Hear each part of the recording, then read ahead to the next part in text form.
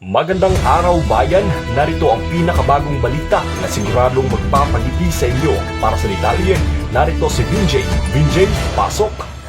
Maraming salamat Javen. Isang kakaibang insidente ang naganap sa barangay Masaya kung saan isang lalaki ang nagdeklara ng state of calamity sa kanyang bahay matapos mahulog ang kanyang cellphone sa sahig at mabasag ang screen. Narito ang kanyang pahayag.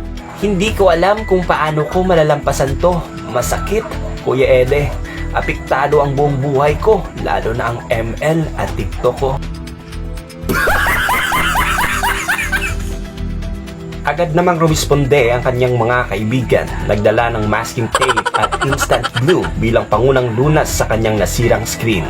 May ilan ding nag-alok ng lumang Nokia 3310 bilang pansamantalang kapalit.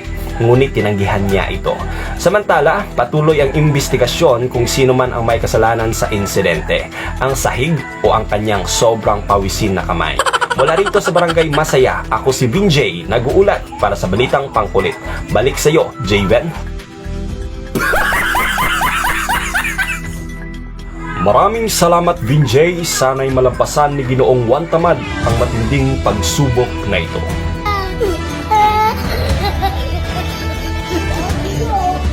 Sa iba pang balita, may isang taong sumubok kumain ng 3 lechon sa loob ng 5 minuto.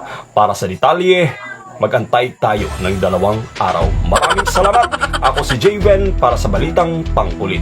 Nag-uulat.